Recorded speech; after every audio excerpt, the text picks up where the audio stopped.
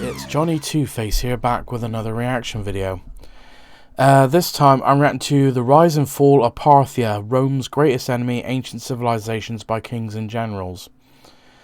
Don't know much about the Parthians, if I'm honest. The only thing I know about them is the Parthian shot, where their horse archers can turn their bodies 180 and fire directly behind them. You know, like how an owl's head would do a 180. That's the best way I can say it. Probably is a better way to say it, but still, but I don't know much about the Parthians, if I'm honest, so, because the usual disclaimer when I react to anything historical, if I don't show so much what is considered a proper reaction, is probably obvious I don't know much about the subject at hand, and if I do know anything, I'll most certainly pause the video to give my input or ask any curious questions, which hopefully will be answered in the comments. So with that being said, the link to the original video will be in the description down below. Please go and subscribe to Kings and Generals, another great history channel here on YouTube. And yeah, that's all I can say for now. So I'll just get this up on screen. Historical videos, captions on. And let's see what we can learn about the Parthians.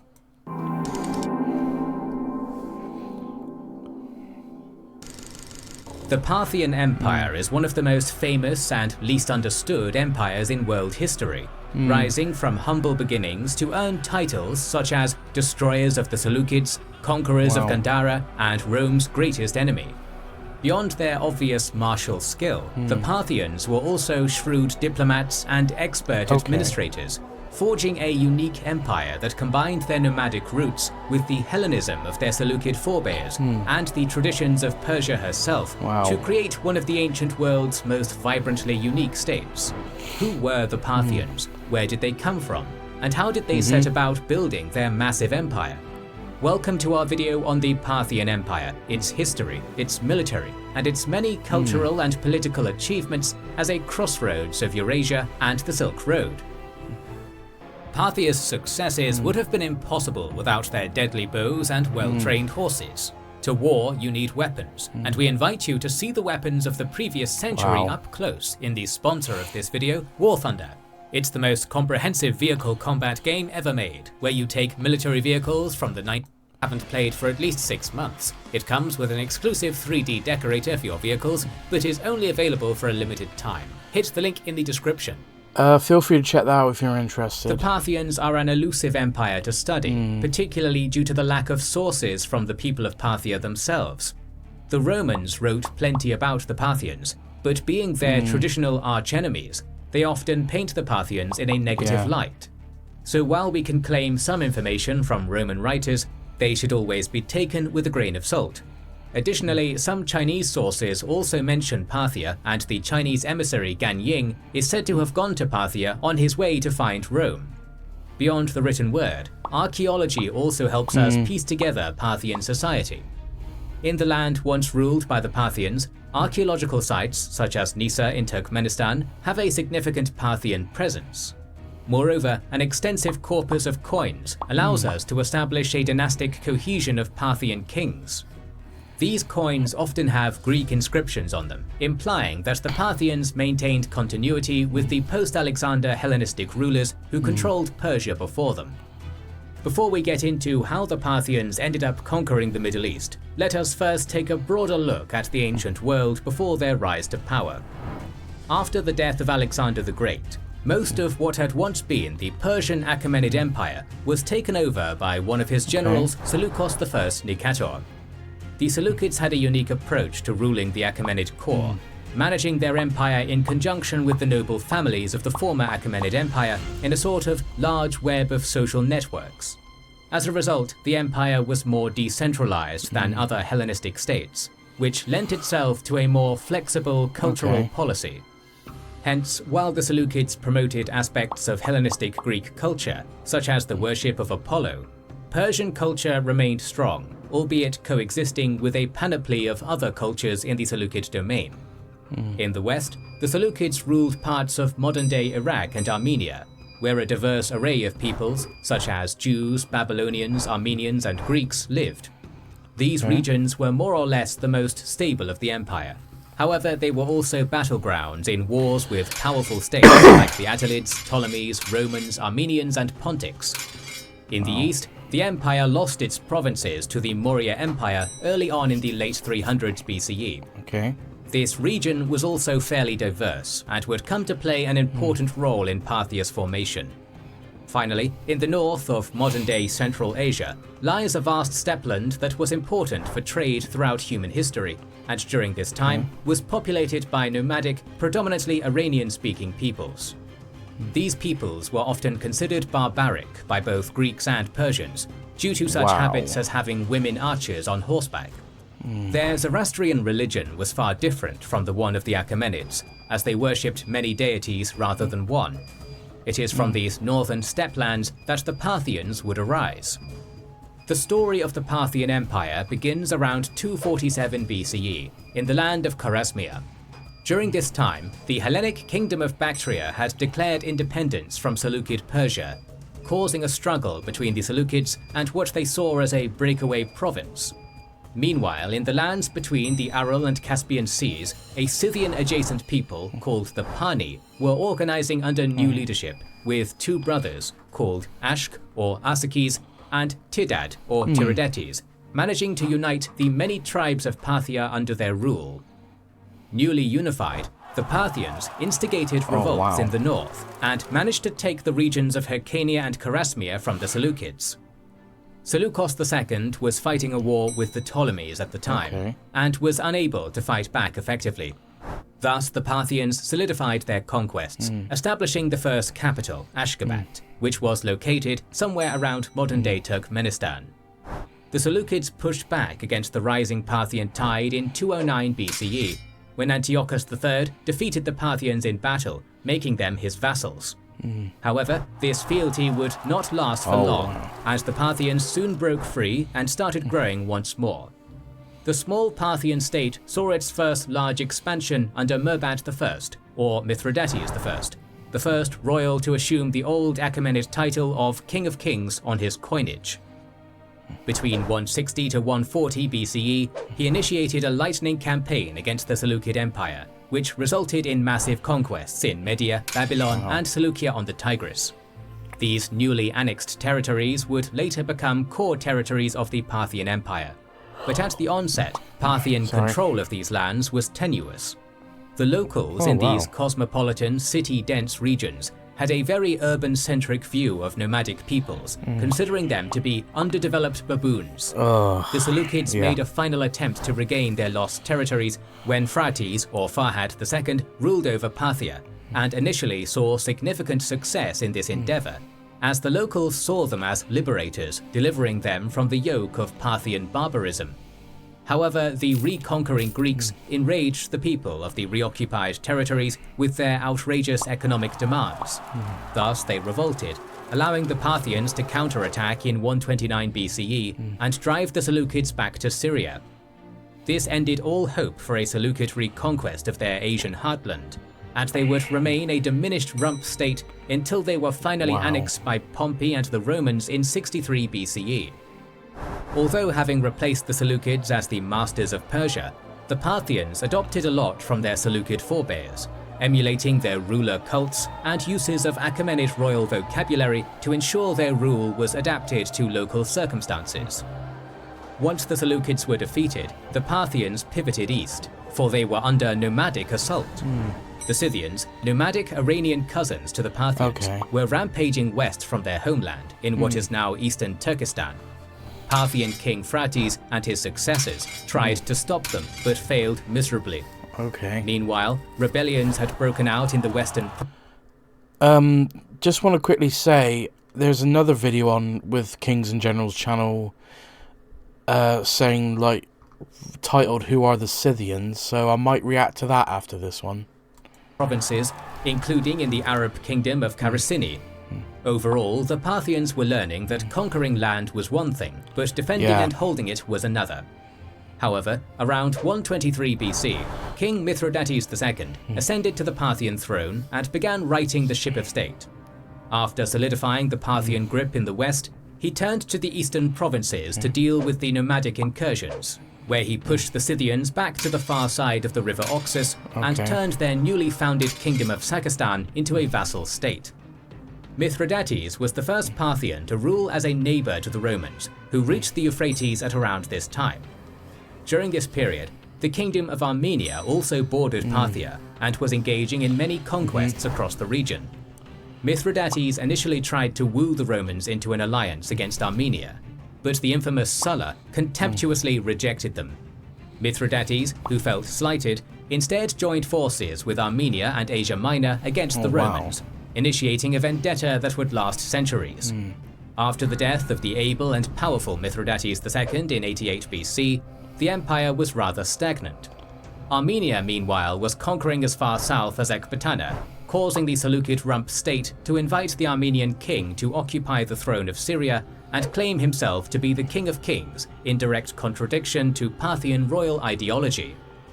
The Romans, alarmed by the expansion of Armenia in Asia Minor, offered a treaty to Parthian king Phraates III, who took it, resulting in a rare example of Roman-Parthian cooperation as they worked to contain Armenia.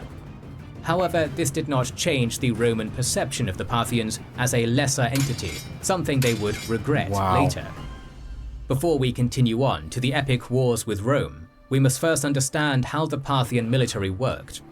The Parthians built their military using their old nomadic traditions, while adapting it to also function in wars with sedentary empires, such as the Seleucids, Armenians, and Romans. In general, the Parthian army was de-standardized. Parthian rulers usually let local kings rule various regions of the empire in their stead, and so had to call upon these royal vassals to amass local troops based on demand. The core of the Parthian army, called Spad, had a corps of cavalry and archers, usually Iranians, who were trained in such arts from their infancy. Due to their nomadic roots, Parthians generally favored cavalry warfare, because it allowed for flexibility and speed in engagements. Using arrows, the Parthians would work in Simpsons-style hit-and-run tactics which would confuse the enemy and provide lightning bolt strikes that left their enemies weakened and demoralized. Wars with Rome began after the fall of Tigranes the Great of Armenia. The Parthians, who had on occasion cooperated with the Romans, had installed members of the Parthian Arsacid dynasty in various Caucasus states. In addition, after Pompey's invasion of Armenia, initially fruitful negotiations fell apart after disputes arose over the fertile crossroads of Mesopotamia. As a result, a few years later, Marcus Licinius Crassus, the Scrooge McDuck of ancient Rome, and great sponsor of the first triumvirate YouTube channel, initiated a campaign against the Parthians, which ended disastrously. In the infamous Battle of Carrhae, Parthian troops faced the Roman legions and managed to brutally defeat them. Crassus was captured and was executed either via decapitation and becoming a theatre prop, or by being made to swallow molten gold. Crassus was not the only Roman military leader the Parthians humiliated. Sorry, I've heard that similar way to kill someone before. When I think it was when the Mongols attacked the Khwarezm Turkish Empire, or the Persians. Sorry, I'm mixing myself up here. The Persian Empire under the Khwarezm Shah, where Genghis's generals had their prisoners force-fed molten silver down their throats. You can tell that was not a quick death. Ooh, sorry, that just made me shudder. As they also ambushed Pacorus in 51 BCE, fought off Cicero when he was governor of Cilicia, and went toe-to-toe against both Mark Antony and his arch-rival Augustus on separate occasions. The end result of all this was that the Parthians succeeded in taking over parts of the Caucasus and Mesopotamia, and installing vassals in their place. Over the 1st century CE, many wars between Rome and Parthia were fought in Mesopotamia, inflicting horrors upon the locals and resulting in some territorial changes. It was here that some of the instability of the Parthian mode of government unfolded. Many Parthian emperors would often assume power through palace coups against their sons or brothers. The Romans would, on occasion, use this to their advantage. I know some people are going to be annoyed when I say this, but downside to empires. That's why you need the right sort of influence. To secure some sort of peace. Moreover, the Romans were also capable of fomenting rebellions in Parthia's decentralized provinces, which, as previously mentioned, exercised considerable self-rule. One of these rebellions, led by a man named Gondophares, took place in the eastern end of the empire.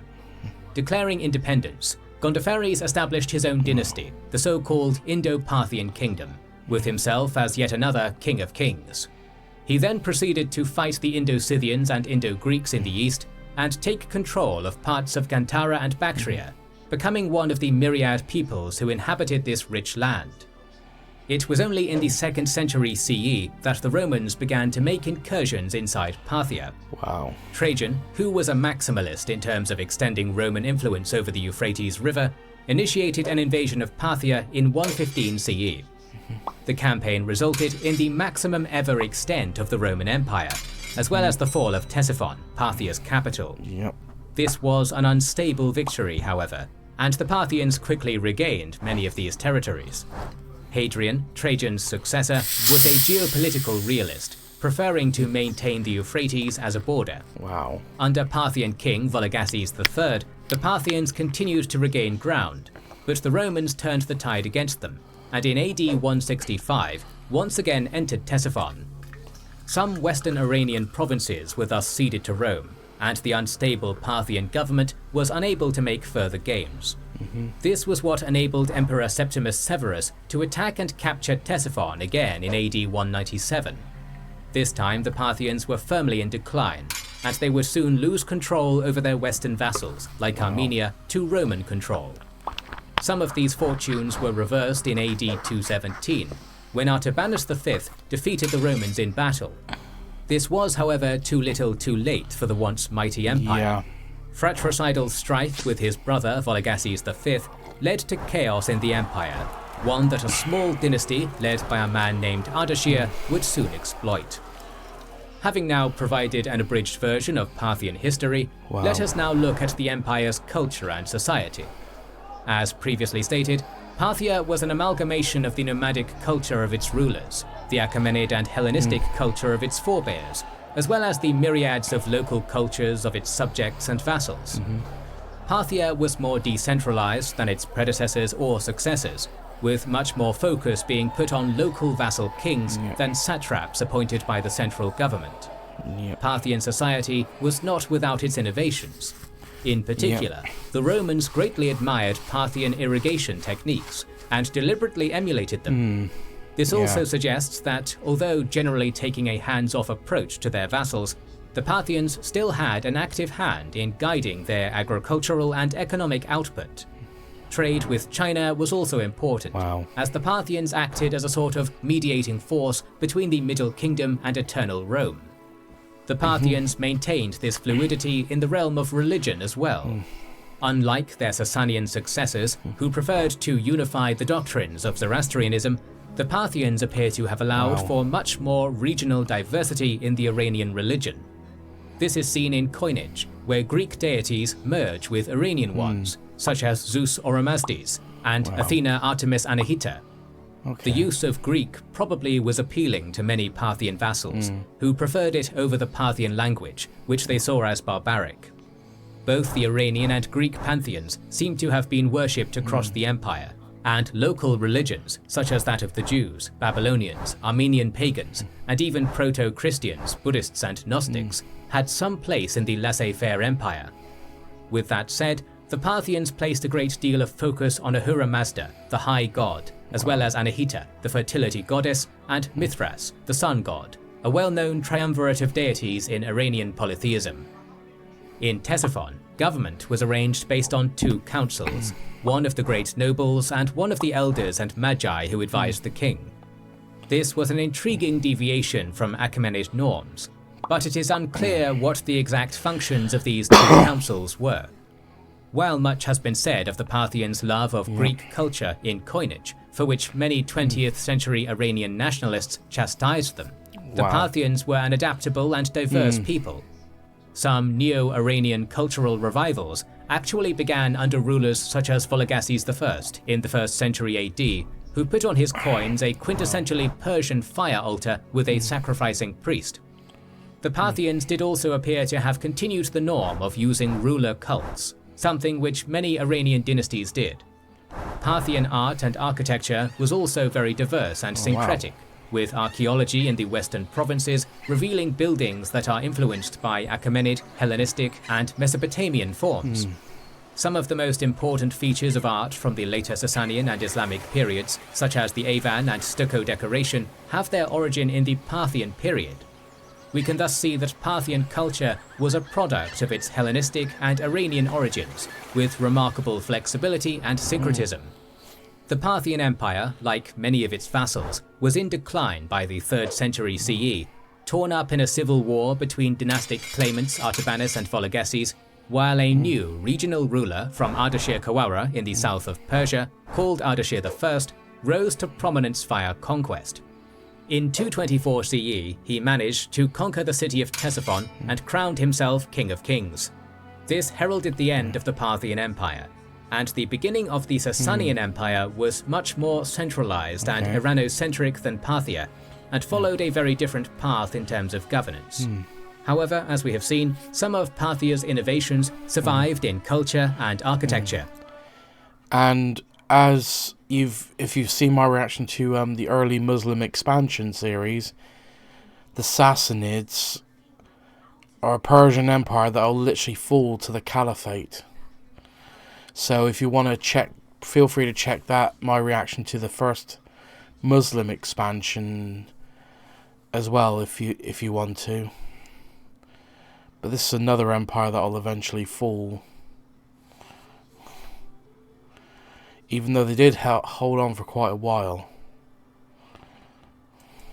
Legends even claim that Mani, the founder of Manichaeism, who was born on the border between Iran and Iraq, claimed descent from Parthian kings. The Parthians today are usually remembered as an enemy of Rome, and by some as a bizarre Hellenizing outlier in Iranian national history. However, Parthia produced a great deal of artistic, cultural, and economic innovations, refusing to stick to one type of governance. Using Hellenistic, Iranian, nomadic, and many local types of cultural and political organizations, the Parthians produced a tumultuous yet innovative empire in between the Silk Roads. Parthia stands out as a nexus point which transformed Iran and its surrounding regions, and its achievements are still with us to this day. Thanks again to War Thunder for sponsoring this video. Enter PvP for all skill levels in this massive vehicle combat game on PC and consoles, and make sure to grab our large free without our kind patrons and YouTube channel members, whose ranks you can join via the link. And that'll do it. This has been another interesting video by Kings and Generals. So at least we got a bit more context about the Parthians. But now I think I might my next reaction, historic reaction, will be on the Scythians. I'll talk about more of that when I get round to that video. So anyway, if you like this reaction, please like, comment and subscribe, and I'll see you in the next video.